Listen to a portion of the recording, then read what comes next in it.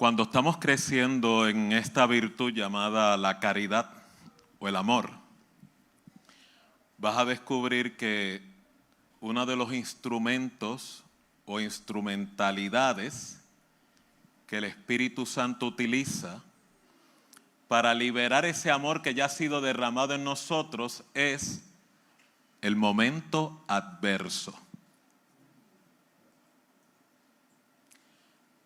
Nosotros por naturaleza no sabemos amar. Si lo dejamos o lo condicionamos a nuestro criterio, nuestro despliegue de caridad puede ser egoísta, de preservación propia, discriminatoria, selectiva. Así que necesitamos auxilio.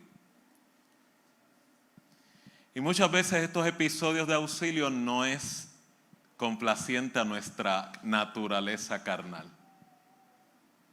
Así que, dándole continuidad a la temática que la iglesia lleva acerca del amor, o para esta noche lo voy a enfocar más hacia la caridad, que es cómo ejecuto, cómo despliego esa virtud, voy a utilizar de referencia 2 de Corintios, capítulo 12, el verso 10, donde Pablo habla lo siguiente, cuando dice: por lo cual, por amor a Cristo, me gozo en las debilidades, en afrentas, en necesidades, en angustias, porque cuando soy débil, entonces soy fuerte. Dios bendiga su palabra. Cuando usted le pide a Dios: Señor, ayúdame a crecer en este fruto o en esta virtud, no se alarme si Dios le rodea de adversidad. Si resulta que usted está experimentando episodios adversos que despiertan esta sintomatología que Pablo describe: debilidad, afrenta, necesidad, persecución o inclusive angustia, vengo a decirle: va por buen camino.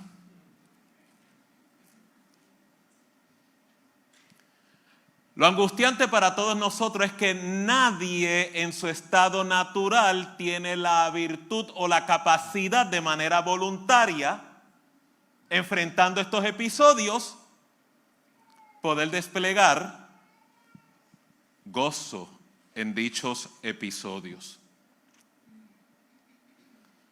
Y es por eso que usted ve que cada vez que Cristo en su cátedra educaba, ilustraba acerca del amor, sus conferencias o intervenciones más magistrales eran en episodios, parábolas, enseñanzas donde involucraba adversidad. Ejemplo, el buen samaritano. Se le acerca un fariseo acerca de el cuestionamiento del mandamiento principal, acerca de la ley. En el diálogo llegan por lo menos Cristo y este sacerdote al mutuo acuerdo de que amar a Dios y a su prójimo es el mandamiento principal. Pero el mismo relato declara que el fariseo hizo esta pregunta para justificarse. La pregunta fue: ¿y quién es mi prójimo? Esto es bien importante que usted lo medite, porque eso significa que la intención de la pregunta era para que él tuviera licencia de ser selectivo a quién le iba a desplegar caridad. Hasta aquí, ¿van entendiendo la introducción? Y mire cómo Cristo le contesta magistralmente. Hay un judío, bueno, no se dice que es judío, pero hay un hombre que desciende de Judea a Samaria, a Jericó, perdón. Y en el camino es interceptado por unos ladrones, unos asaltantes, le roban todo y lo dejan medio muerto. Y mire quiénes son los transeúntes que pasaron por al lado de él. Dice que pasó un sacerdote, lo miró de largo y siguió caminando. Alguien que guarda la ley, proclama la ley, despliega la ley, se jacta del mandamiento, pero en ausencia de caridad. Dicho sea de paso, no estoy hablando del sacerdote ausente de caridad. Estoy hablando de que usted y yo estamos ausentes de caridad. Y la intención de estas exhortaciones que están llevando en la iglesia es para precisamente poder promover esa virtud, porque si usted crece en la caridad, usted va a ser semejante a Cristo. Dice que también pasó un levita y lo vio postrado en el suelo, y usted sabe lo que significa un levita, ¿verdad? Un adorador. Y lo ignoró. O sea, Cristo pudo haber elegido un publicano, pudo haber elegido un transeúnte o tal vez un centurión. ¿Por qué entre todos los candidatos para esta enseñanza elige dos individuos que son los más cercanos, en teoría, a la presencia de Dios? Porque yo puedo estar cerca de la presencia de Dios, pero si no ministro caridad, soy címbalo que retiñe. La tercera persona que pasa y es testigo de este hombre que está postrado en el camino, resulta que era su mayor adversario a nivel nacional. Era el perfecto ejemplo de racismo en aquella época. Un samaritano. Y por eso la parábola se llama la parábola del buen samaritano. Porque para el samaritano poder ser buen samaritano, se tuvo que desnudar de sus prejuicios. Se tuvo que desvestir de sus inclinaciones de rechazo. Tuvo que renunciar a su odio personal a este individuo. Y como dijo Cristo, cuando lo vio, en vez de ser movido, qué bueno que te pase, dice la Biblia, fue movido a misericordia. Diga conmigo misericordia.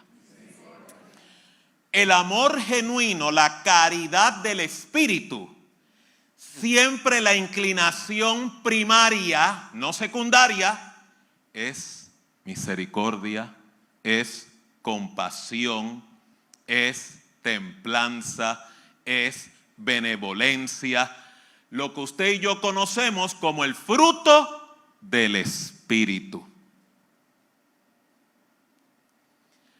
El reto de todos nosotros es que para yo poder ministrar el fruto del Espíritu, a diferencia del don espiritual, el don espiritual es podemos llamarlo un accesorio que Dios te delega para poder edificar la casa, poder edificar la hermandad.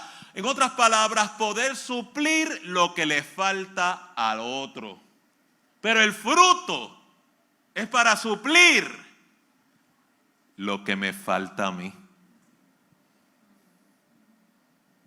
Hasta aquí. ¿Van entendiendo la línea de pensamiento o ya se quieren ir?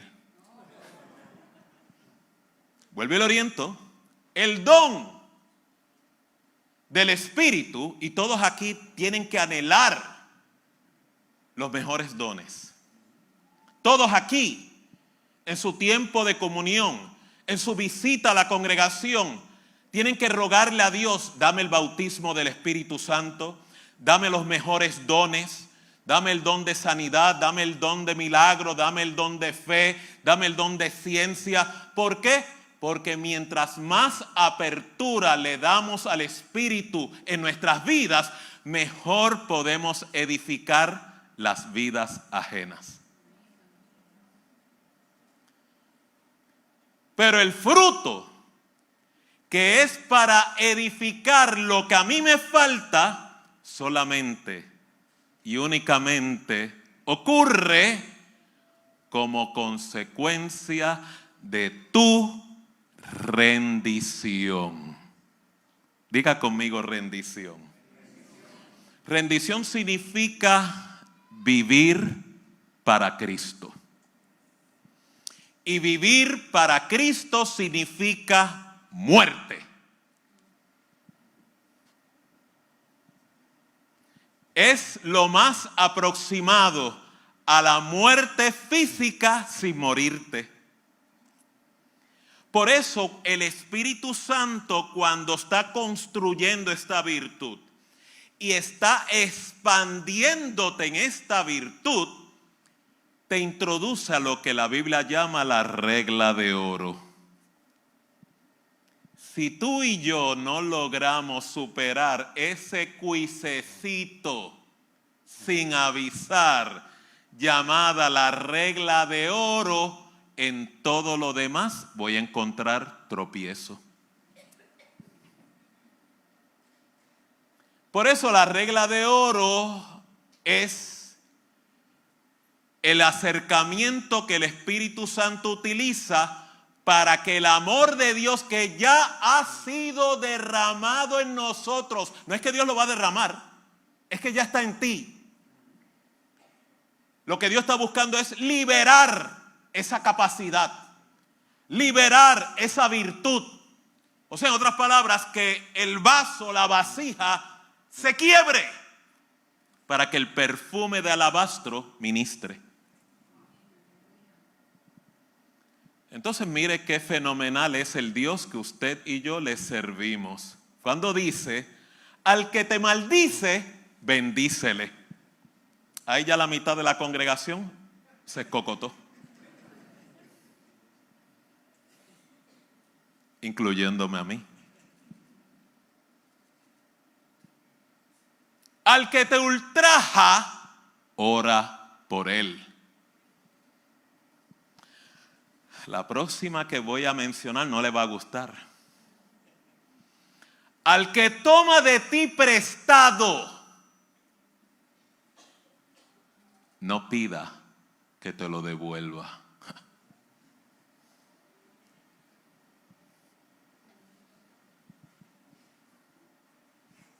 Dígame si en esos 3 criterios básicos, basic training, si usted y yo no nos escocotamos diariamente. Y hay algunos hermanos que son bien listos, porque usted los escucha con otra regla de oro, cuando dicen: por eso es que yo no presto. Bien bobo que le queda, porque si Dios ve esa actitud, tranquilo, yo te lo quito. Si tú no das, si tú no te das, Dios te ama tanto que Dios te lo quita. Pero es que eso me hace daño, doctor. ¿Por qué Dios me va a quitar lo que no doy? Porque existe la posibilidad que lo que tienes te posee. Por eso algunos de nosotros no es sorpresa, por eso fue que leí: por lo cual por amor de Cristo me gozo en debilidades, me gozo en afrentas, me gozo en necesidades, me gozo en persecuciones, me gozo en angustia, porque cuando soy débil, o sea, cuando estoy masacrado, cuando estoy rendido, cuando estoy triturado, la fortaleza de Dios se despliega en mí. Acuérdese que la intención de todo este mensaje es que podamos escapar de la cultura religiosa y podamos transitar en lo que Dios nos llamó la vida en el Espíritu. Por eso la personalidad religiosa no puede superar estos retos básicos y por lo tanto se le hace imposible desplegar esta actitud, que es lo que le va a permitir que el fruto del Espíritu llamado amor se despliegue. Así que, dándole apoyo a este relato, a esta introducción que les he compartido, tengo que entonces traer uno de los episodios, uno de los retos más formidables que Dios utiliza también en medio nuestro para que el amor de Dios se libere en nuestra persona. Y está citado en Gálatas capítulo 6, verso 1, cuando dice: hermanos, si alguno es sorprendido en alguna falta, ustedes que son espirituales, restáurenlo en un espíritu de mansedumbre, mirándote a ti mismo, no sea que tú también seas tentado.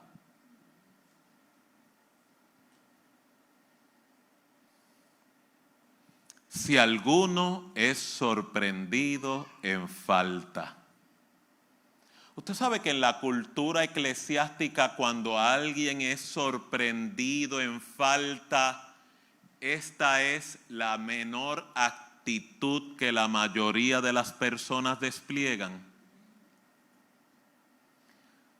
Usted ve cómo los Facebook de los hermanos se convierten en lo que eran los peñones y las piedras de los fariseos. En la época de Cristo, si hubiera Facebook, las piedras y los peñones de los fariseos serían reels, serían comentarios, serían live. En otras palabras, los individuos buscando prominencia en el dolor ajeno.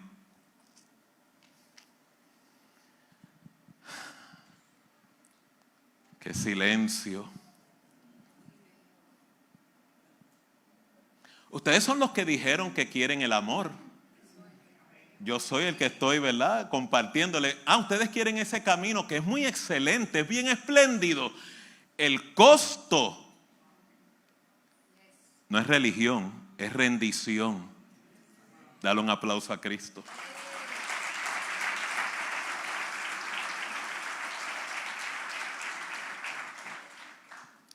Le pregunto, ¿cuál sería la reacción suya y mía cuando usted se entera de que alguna persona ha sido sorprendida en falta? Si no es que en muchas ocasiones nos escandalizamos, nos asombramos, nos retiramos. Pero sin embargo la Escritura dice: si alguien es sorprendido en falta, y recuerde, cuando usted medite en esta Escritura, solamente está hablando de aquellos que logran ser sorprendidos, porque la mayoría son los que no son sorprendidos, o sea, en otras palabras, expuestos. Así que la actitud de caridad tiene que ser no únicamente a lo que queda expuesto, sino también a lo que no quedan expuestos. Porque como dice aquí el autor, mi responsabilidad es como persona espiritual, o sea que yo elijo el camino de la espiritualidad, es poder tener una actitud de mansedumbre. Mansedumbre significa anfitrión de servicio.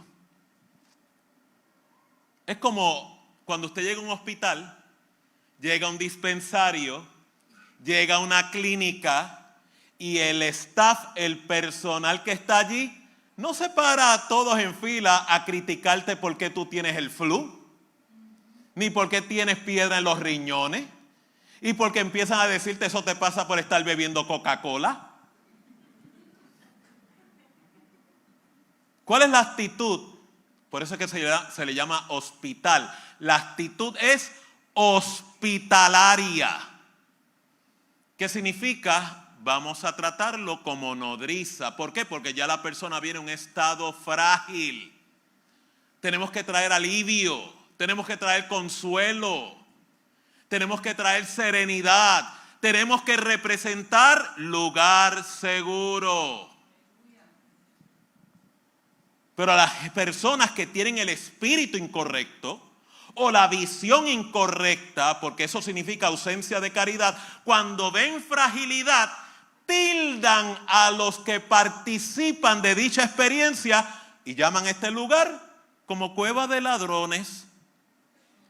Cuando Cristo se refirió a cueva de ladrones, eran personas que estaban en el templo, que su motivación primaria no era agradar a Dios, era utilizar la casa de Dios como área de mercadeo, como área de venta, como área de transacciones comerciales, personales, culturales, no como una experiencia transaccional, privada, personal de adoración con Dios. Usted tiene el concepto mal aplicado.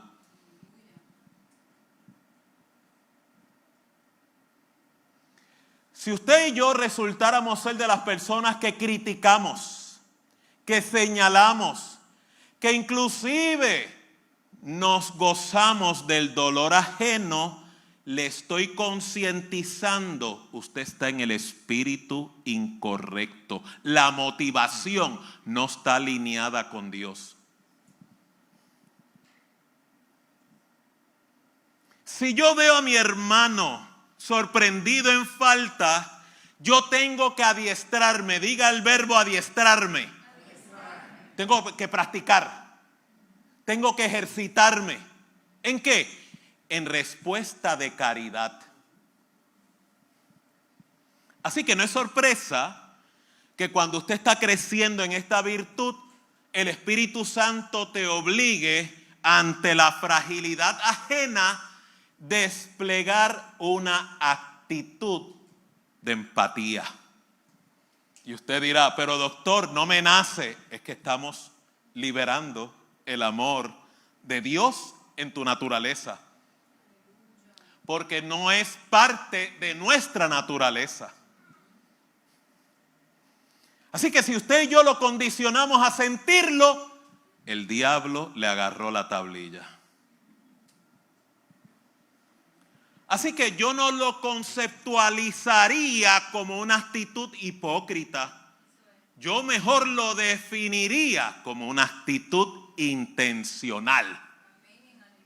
¿Y cuál es la finalidad de la intención? Agradar a Dios, honrar a Dios, obedecer a Dios, posicionar a Dios primero en mi corazón. ¿Cómo? A través de mis actitudes, a través de mi elección, a través de mis decisiones, porque esto es lo que me permite crecer a la estatura del varón perfecto.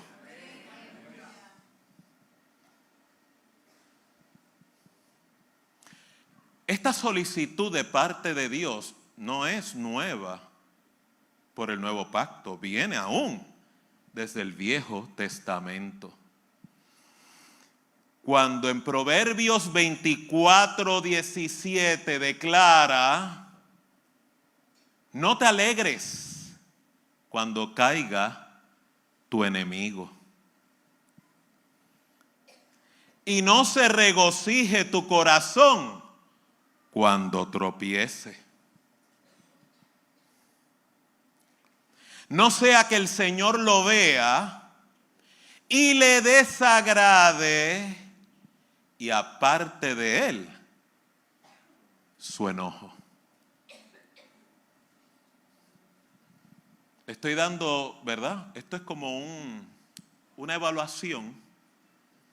Este es un diagnóstico, un check engine de tu alma y de mi alma, para que usted sea su mejor juez donde se encuentra en este tema tan fundamental llamado el amor. Porque mientras más tú crezcas en esa virtud, más alineada está tu alma y tu vida a la voluntad del Señor.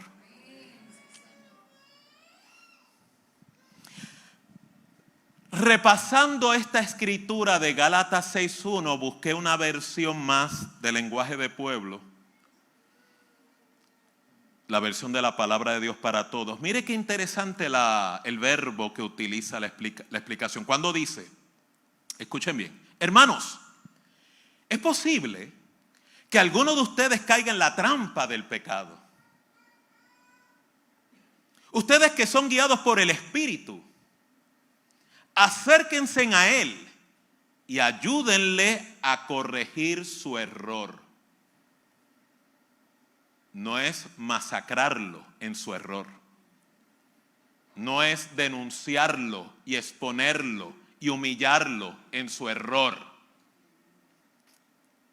Pero ojo, háganlo con humildad. Diga conmigo humildad. Pues ustedes también pueden caer en la misma tentación. O sea, en otras palabras, el yo darme la oportunidad de desplegar la actitud empática, la actitud compasiva, no solamente me da el privilegio de poder ser de auxilio a mi hermano en tropiezo, sino también me sirve de espejo. Lo mismo me puede ocurrir a mí. Y si yo tengo la oportunidad de visualizar e internalizar esa realidad que para muchos es amenazante, debe producir dentro de mí otro fruto derivado del amor, llamado humildad.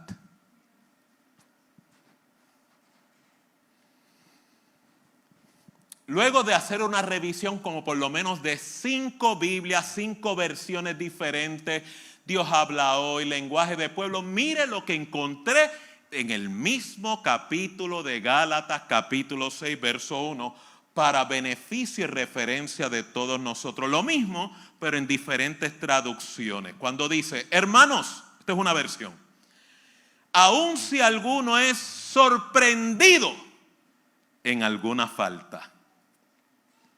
Segundo, si alguien ha caído en algún pecado.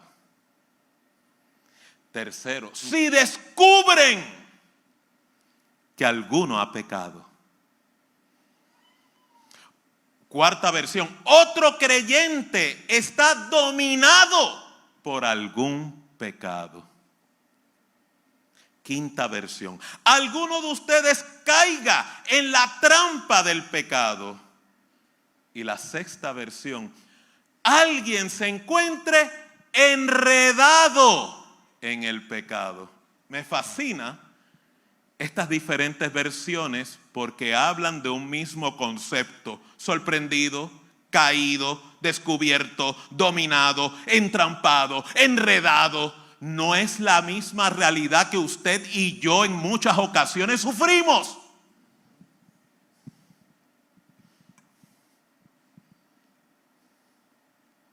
La actitud de despliegue tiene que ser la misma, de mansedumbre y de humildad. Porque si mi actitud es de juzgar, o soy punitivo, o crítico, o murmurador, esa persona, y voy a hacer un paréntesis, tal vez usted puede batallar con eso en su alma, como yo he batallado. Pero si esa batalla interna usted la llega a verbalizar, la hace verbo, te hace culpable.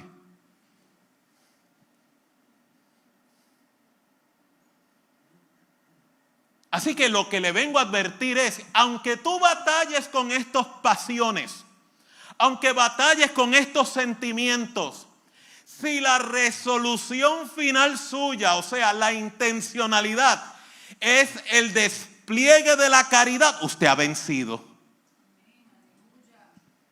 Y cuando el autor San Pablo habla acerca de esta realidad, en ninguna manera está hablando de endosar el pecado. En ninguna manera está hablando de darle apertura al pecado. Está hablando de una realidad de que muchas personas en su caminata, en su travesía, tanto individual como familiar, es posible, es muy probable, a lo mejor está ocurriendo ahora mismo, de que sean sorprendidos, han caído, lo descubran, es dominado, caiga en la trampa y esté enredado.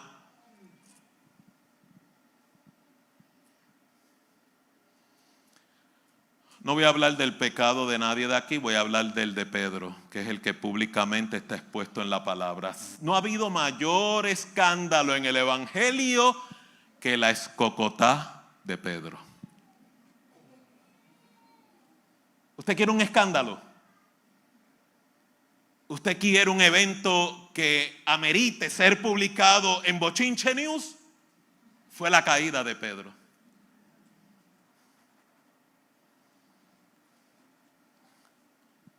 Es interesante porque el Evangelio pone en evidencia de que muchas personas con llamados poderosos pueden tener episodios de grave tropiezo. Los otros días hablaba con un pastor que me hablaba de sus hijos, de cuán atropellados llevan su vida, cuán tropieza es su pecado. Ella se sentía angustiada, el papá se sentía avergonzado, se sentía culpable. Y yo lo que le decía, tal como dice esta escritura, eso es solamente una estación en su travesía, no es su destino.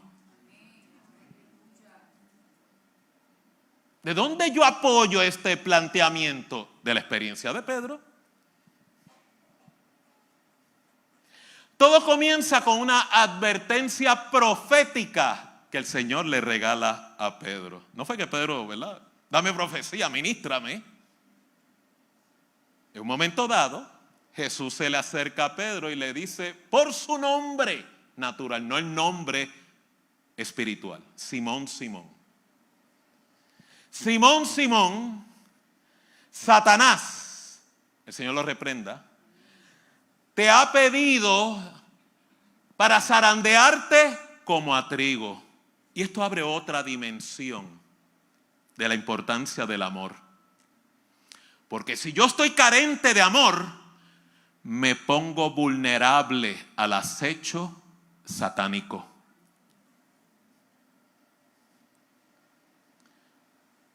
Un elemento bien importante en la batalla espiritual que involucra el desarrollo de la caridad es, y queda revelado en la experiencia de Pedro, es que Satanás no puede tocarte si Dios no le da permiso meritorio. En otras palabras, legal.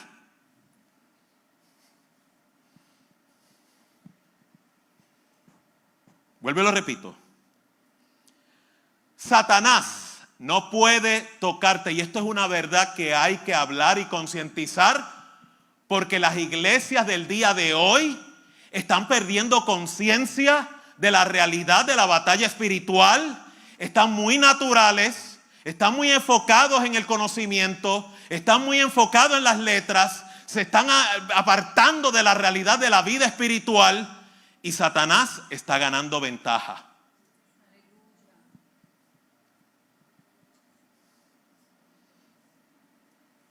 Mira el relato, Simón, Simón, Satanás te ha pedido tu alma para zarandearte como a trigo. ¿Alguien aquí alguna vez ha sido zarandeado de esa manera?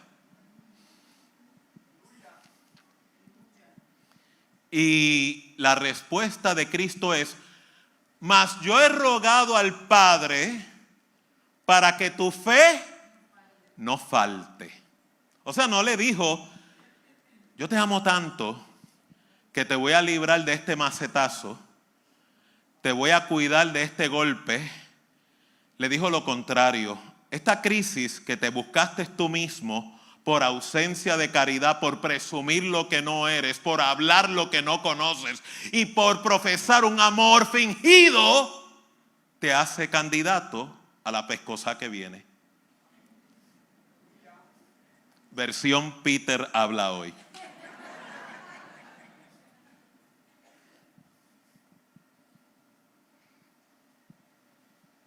En esa misma transacción le está dando la palabra profética y ahí mismo en esa misma transacción vuelve a salir el amor presumido. Dígalo conmigo, amor presumido. La Biblia lo llama amor fingido, amor falso, una máscara. Usted sabe que la única gente que recluta diseñadores y consultores de imagen son aquellos que promueven las máscaras. Ese era Pedro. Señor, contigo estoy dispuesto a ir hasta la muerte. Ahí la profecía se cumplió. Él hablaba de un amor que no era intencional. La crisis que se avecinaba a su vida lo iba a llevar a una travesía. Diga conmigo travesía. Una travesía tal vez similar a la del hijo pródigo. Usted sabe la travesía del hijo pródigo, ¿verdad? Que entró en razonamiento, pero en realidad lo que quiere decir es él conectó con quien realmente él era. Pudiendo él conectar con quien él era a través de la palabra ilustrada, tuvo que aprender a conectar con su fragilidad, conectar con su debilidad, conectar con sus limitaciones, allá en la porqueriza de cerdos, con hambre, sin vestimenta, sin dinero y apartado de la ciudad.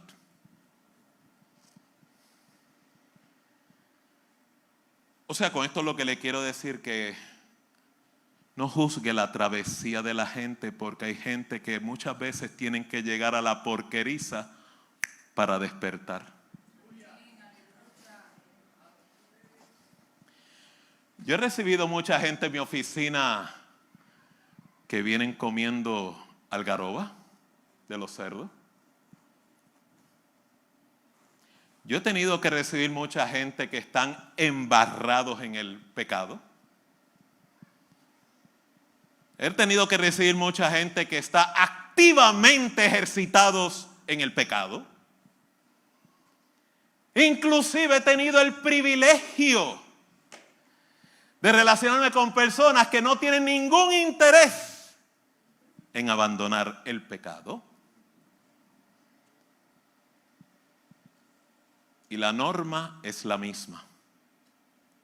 Porque usted y yo no somos los que cambiamos ni restauramos.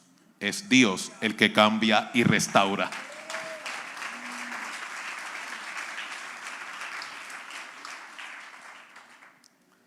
Es esa pelea que siempre la gente tiene conmigo. Pero si va al psicólogo, ¿y por qué no cambia? ¿Le está robando los chavos? ¿Es una pérdida de tiempo? Bueno, yo puedo ayudar si la persona tiene voluntad de ser ayudada. Ustedes aquí le ha pasado, yo he sido testigo de cómo esta casa ha ayudado, socorrido gente. Y en vez de verlo como una ofrenda de caridad, no aprovechan la oportunidad y siguen camino hacia la porqueriza.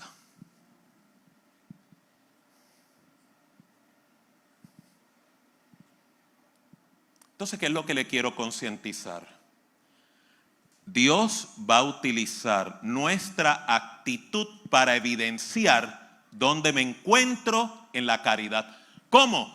Dios exponiendo la fragilidad de tu prójimo. Ahí es donde usted mejor se da cuenta dónde está espiritualmente caminando. Si no hay una inclinación a la compasión, a la misericordia, y yo ser compasivo y misericordioso, no significa que soy cómplice de la conducta destructiva de la persona. Lo que estoy diciendo es que las acciones y conductas destructivas de la persona no desvaloran su dignidad humana.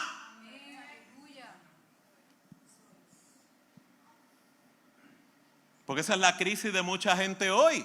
Experimentan pérdida, experimentan fracaso, el episodio, y del episodio Satanás viene y los engaña y se bautizan. Yo soy un fracaso.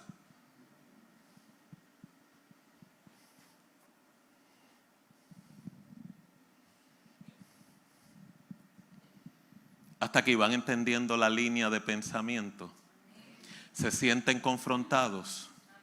Les anima a acercarse a un crecimiento más genuino y auténtico y personal con Dios.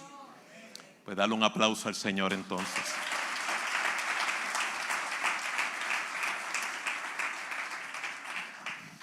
¿Por qué la mansedumbre, que es un derivado del amor, es importante en poder restaurar a otros? Recuerde que la restauración, que es el producto final, diga conmigo, producto final.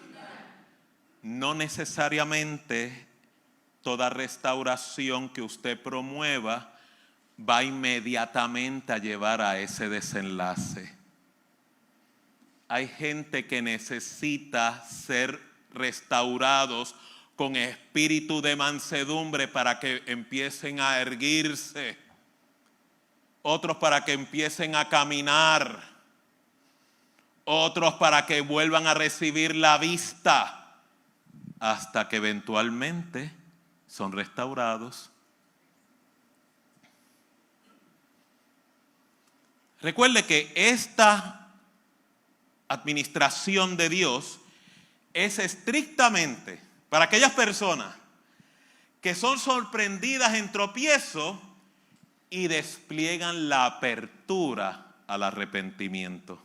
Aquellos que no despliegan el arrepentimiento, usted no le priva de esta consideración, pero usted también tiene que darle espacio a que asuman responsabilidad.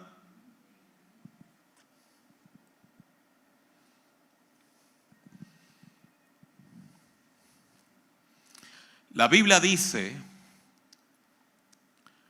Hebreos 2:18, pues en cuanto él mismo padeció siendo tentado, él es, hablando de Cristo, poderoso para socorrer a los que son tentados. O sea que la crisis que tú sufres, la controversia que tú experimentas, Cristo también la vive y la vivió. O sea que Él no está ausente de esas aflicciones. ¿Por qué entonces es necesaria la mansedumbre como fruto del Espíritu en la restauración ajena? Por no decir la nuestra también, porque hay muchos de nosotros que cuando también experimentamos fragilidad y tropiezo, somos muy tiranos con nosotros mismos. Hay gente que cuando se encuentra en tropiezo, espiritualmente es como si tomaran un látigo y empiezan a flagelarse. A veces me confunde con los católicos en Semana Santa. Porque tú no estás llamado a flagelarte como expiación. Tú estás llamado a lavarte en la sangre expiatoria. Son dos transacciones muy diferentes.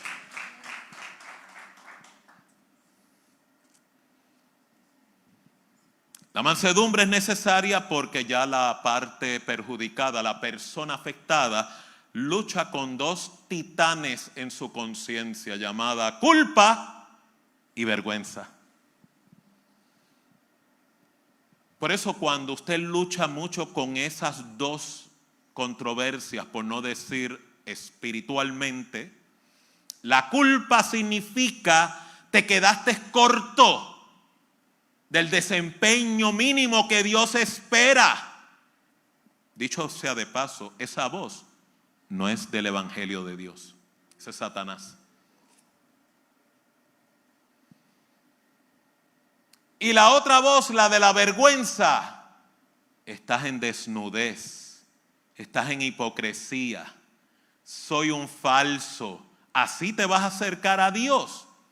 ¿Ese es el estilo de vida que vas a llevar? O sea, en otras palabras, el enemigo tratando de persuadirte que tu comunión, la que tú profesas, no es auténtica. Tratando de empujarte a que tú hagas una mediación, una expiación en tu justicia.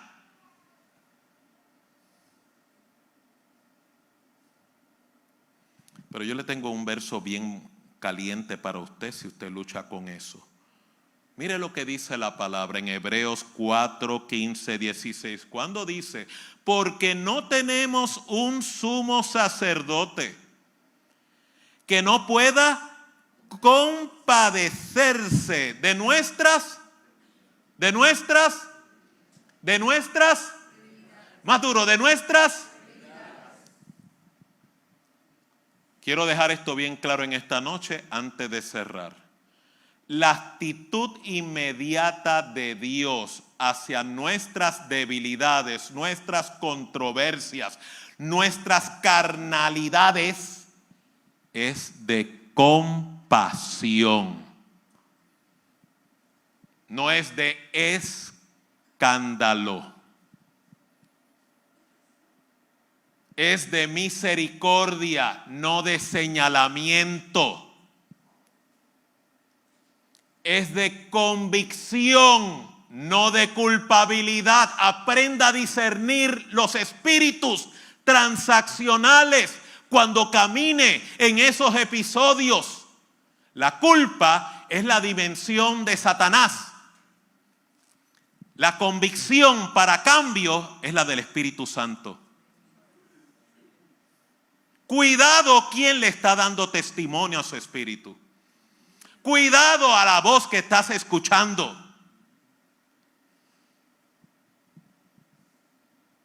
Déjeme hacer una ampliación sobre esta controversia espiritual. Porque usted tiene que entender algo y me perdona y me disculpa, pero los demonios no salen con terapia, salen con autoridad en Cristo Jesús.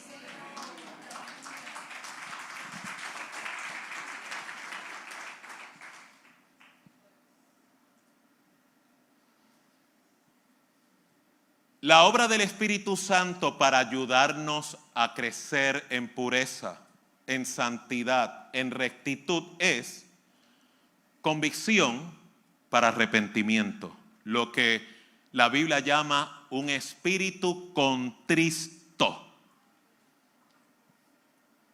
Esa transacción es otra cosa de que Dios te da revelación, te ilumina tu conciencia de la conducta en controversia, las consecuencias que esa conducta en controversia produce. Y mejor aún, la revelación también te dice cómo poder corregirla. Así habla el Espíritu Santo.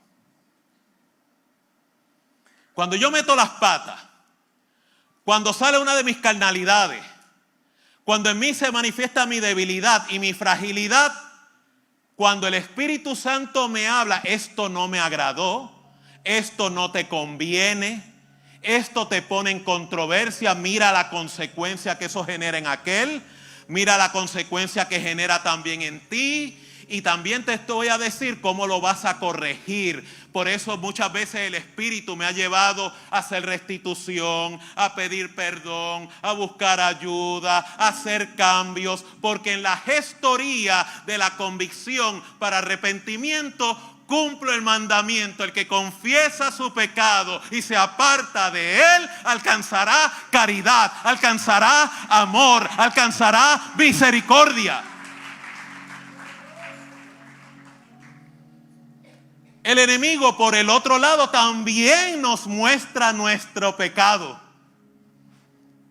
Pero él no te da el mapa ilustrativo. Mira, estas son las consecuencias que esta conducta tuya genera en ti, cómo afecta a otros y cómo la puedes corregir. ¿Sabe lo que él hace? Él te muestra la controversia y te juzga basado en el episodio. Oye, qué malvado tú eres. ¿Qué clase de hipócrita? Y tú cantando y alabando y predicando y asistiendo a la iglesia. Tú no vuelvo más a la iglesia hasta que tú no endereces tu vida, no endereces tu camino, no endereces tus actitudes. Por eso le estaba hablando, porque tengo que terminar ese comentario en Hebreos 4:15, porque no tenemos un sumo sacerdote que no pueda compadecerse de nuestras debilidades, sino uno que fue tentado en todo, según nuestra semejanza, pero sin pecado. Y escuchen lo que viene ahora, y con esto me voy y me despido. Acércate, acerquémonos pues confiadamente, en seguridad, en plenitud, en reposo, en paz, al trono de la gracia, no al trono del juicio, al trono de la misericordia, no al trono del escándalo, para alcanzar misericordia y hallar gracia para el oportuno socorro. Con esto cierro. Mientras más frágil tú estés, mientras más débil te encuentres, mientras más inadecuado, incompetente te veas, Dios dice, no lo digo yo, Dios dice, más cerca te quiero de aquí. Doctor, es que no soy digno. Mira, hermano, anda en perfección o anda en corrupción, usted nunca fue digno. La dignidad no la producimos nosotros, viene de arriba.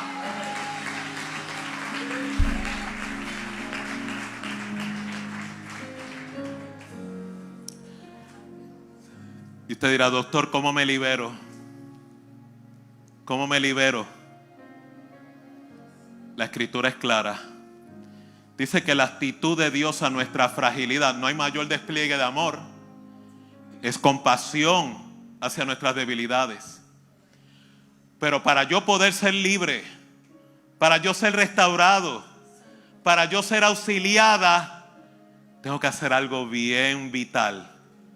Acércate al altar, al trono de la gracia, donde hallarás misericordia oportuna, socorro oportuno. O sea, en otras palabras, el diablo quiere convencerte de que Dios está enchismado contigo, molesto contigo, defraudado de ti, y está con la correa esperándote aquí en la iglesia, en el altar. Y si no vienes, sale para la calle a buscarte, a mandarte problemas, a mandarte juicio. Ese no es el Dios de la Biblia. Ese es el diablo que te está engañando bajo la ley de la carne, la ley del pecado. El Dios que yo te predico, que es la ley del Espíritu, ha hecho provisión.